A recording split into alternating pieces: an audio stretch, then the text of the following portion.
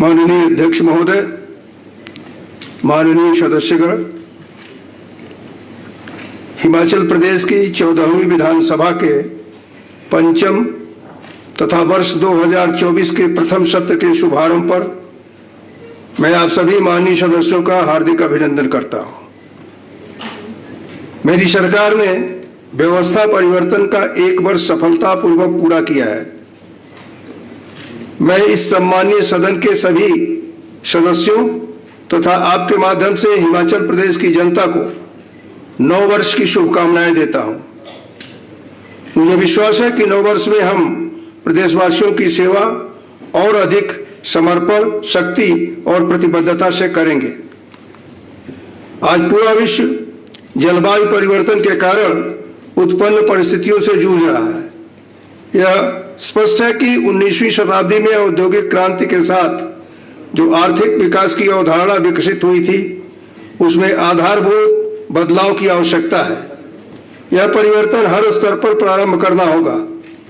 मेरी सरकार ने इस दृष्टि से सकारात्मक कदम उठाए हैं और वर्ष 2026 तक हिमाचल को देश का पहला हरित ऊर्जा राज्य बनाने का लक्ष्य रखा है। इस लक्ष्य की प्राप्ति के लिए एक नई व्यवस्था का निर्णय किया जा रहा है, जिसके लिए नीतिगत निर्णय लिए गए हैं और चरणबद्ध तरीके से कार्य प्रारंभ कर दिया गया है। मेरी सरकार ने राज्य में इलेक्ट्रिक वाहनों को परिवहन के लिए पहली पसंद बनाने के लिए व्यापक स्तर पर काम शुरू किया है। प्रदेश में 6 ग्रीन कॉरिडोर विकसित किए जा रहे हैं। इलेक्ट्रिक वाहन चार्जिंग स्टेशनों का व्यापक नेटवर्क स्थापित करने के लिए 106 सार्वजनिक स्थानों को चिन्हित किया गया है। वर्तमान में परवाणु से नूरपुर, शिमला से धर्मशाला व किरतपुर से केलांग कॉरिडोर पर इलेक्ट्रिक वाहनों के से सफर किया जा सकता है। अन्य 3 कॉरिडोर पर भी विद्युत वाहन चार्जिंग सुविधा शीघ्र स्थापित की जाएगी। विद्युत वाहनों के संचालन के से विभाग को पिछले 1 वर्ष में रखरखाव व डीजल पेट्रोल पर खर्च होने वाले खर्च में लाखों रुपए की बचत हुई है। साथ ही प्रदेश हरित राज्य बनने के रास्ते पर आगे बढ़ रहा है। मेरी सरकार ने युवाओं को स्वरोजगार के अवसर प्रदान करने व उद्यमिता को प्रोत्साहित करने के उद्देश्य से राजीव गांधी स्वरोजगार योजना 2023 लागू की है। इस योजना के तहत परिवहन विभाग ने ई टैक्सी स्कीम लागू की है, जिसमें ई टैक्सी खरीदने पर 50% अनुदान दिया जाएगा। इन्हीं ई टैक्सियों को कम से कम 4 वर्षों के लिए सरकार विभागों द्वारा अनुबंध पर भी लिया जाएगा। विभाग को इस योजना में 1222 रोजगार युवाओं के आवेदन प्राप्त हुए हैं। इसी उद्देश्य से सौर ऊर्जा को भी प्रोत्साहन दिया जा रहा है। आज से पहले सौर ऊर्जा का अर्थ था कुछ स्थानों पर सोलर स्ट्रीट लाइटें लग जाए या फिर सोलर लालटेन बांट दी जाए। मेरी सरकार ने इस व्यवस्था को भविष्य की मांग के आधार पर बदला है। प्रदेश में 250 किलोवाट के 5 मेगावाट तक की क्षमता की सौर ऊर्जा परियोजनाओं को स्थापित करने के लिए आवेदन मनाए गए हैं। अभी तक 247 आवेदकों को लगभग 252 मेगावाट क्षमता की सौर ऊर्जाएं आवंटित की गई हैं। इनमें से 43 मेगावाट की परियोजनाओं की औपचारिकताएं पूर्ण की जा रही हैं। इन्हें इस वर्ष के अंत तक स्थापित कर दिया जाएगा। इससे स्वरोजगार के अवसर भी सृजित होंगे तथा हरित ऊर्जा उत्पादन को एक सफल आर्थिक विकल्प के रूप में अपनाने का रास्ता खुलेगा। मेरी सरकार ने सत्ता में आते ही मंत्रिमंडल की प्रथम बैठक में महत्वपूर्ण निर्णय लेते हुए ऐसे कर्मचारियों, अधिकारियों को जो एनपीएस के अंतर्गत आते थे, पुरानी पेंशन का लाभ दिया है। यह निर्णय कर्मचारियों, अधिकारियों के कल्याण के उद्देश्य से लिया गया ताकि सेवानिवृत्त के उपरांत उनको समुचित पेंशन प्राप्त हो सके। आपदा से निपटने प्रभावित व्यक्तियों को राहत प्रदान करने, खोज और बचाव गतिविधियों को चलाने, सड़क, पानी, बिजली आदि जैसी आवश्यक सेवाओं को बहाल करने के लिए तथा राहत एवं पुनर्वास के कार्यों में तेजी लाने के लिए लगभग 1,741 करोड़ 17 लाख की राशि समस्त जिलाधीशों व विभिन्न विभागों को जारी की गई है।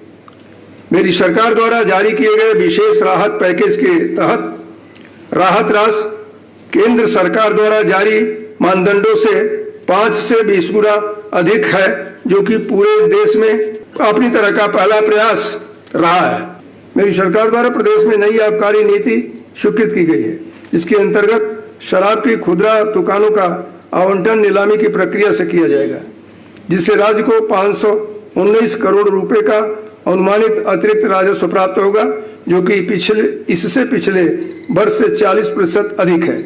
इसके अतिरिक्त शराब पर प्रति बोतल 10 रुपए मिल्क सेस लगाया गया है, जिससे दिसंबर 2023 तक 85 करोड़ 62 लाख रुपए का अतिरिक्त राजस्व प्राप्त हुआ है, जिसका उपयोग दुग्ध उत्पादकों और किसानों की आर्थिकी को सुदृढ़ बनाने के लिए में किया जा रहा है। भू राजस्व प्रशासन ऐसा क्षेत्र है जहां जनता का सरकार से सबसे अधिक सरोकार रहता है। मेरी सरकार ने राजस्व के लंबित मामलों को निपटाने पिछले 1 वर्ष में अभूतपूर्व पहल की है। राजस्व मामलों के निपटान व प्रक्रियाओं को सरल करने के लिए अधिनियमों में बदलाव किया जा रहा है। लंबे समय बाद हिमाचल प्रदेश भू राजस्व अधिनियम 1954 को संशोधित कर राजस्व न्यायालयों में तकसीम, निशानदेही, इंतकाल, दुरुस्ती इत्यादि जैसे राजस्व मामलों के फैसलों के लिए निश्चित समय सीमा निर्धारित की गई है। इसके अतिरिक्त मेरी सरकार ने राजस्व लोक अदालतों की शुरुआत की है। इस वर्ष अक्टूबर के बाद राजस्व लोक अदालतों में तकसीम व इंतकाल के 95,120 मामले का निपटान किया गया है। मेरी सरकार द्वारा भर्ती परीक्षाओं में होने वाली धांधलियों के कारण 21 फरवरी 2023 को हिमाचल प्रदेश कर्मचारी चयन आयोग हमीरपुर को भंग कर दिया गया था। इसके पश्चात भर्ती प्रणाली में जनता का विश्वास जगाने व एक नई निष्पक्ष और स्वतंत्र भर्ती एजेंसी के गठन की संभावनाओं पर विचार करने के पश्चात 30 सितंबर 2023 को हिमाचल प्रदेश राज्य चयन आयोग स्थापित किया गया है। प्रदेश सरकार ने 1 वर्ष की इस अवधि में ईमानदार प्रयासों के साथ नई योजनाएं प्रारंभ की हैं तथा प्रदेश के विकास को गति प्रदान की है। सभी क्षेत्रों का समान विकास और सभी वर्गों का कल्याण सुनिश्चित करने की दिशा में कारगर कदम उठाए हैं।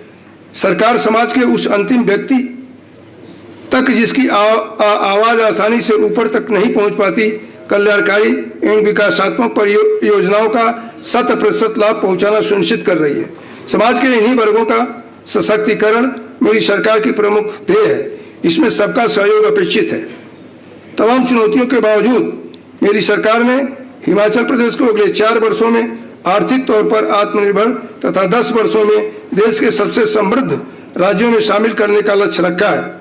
मुझे पूरा विश्वास है कि आप सब माननीय सदस्यगण निष्ठा एवं समर्पण से इस प्रदेश के लोगों की सेवा करते रहेंगे और हिमाचल अपनी युवा शक्ति, मजबूत इरादों, ईमानदार व मेहनत कश प्रदेशवासियों के सामूहिक प्रयासों से इस लक्ष्य को जरूर हासिल करेगा।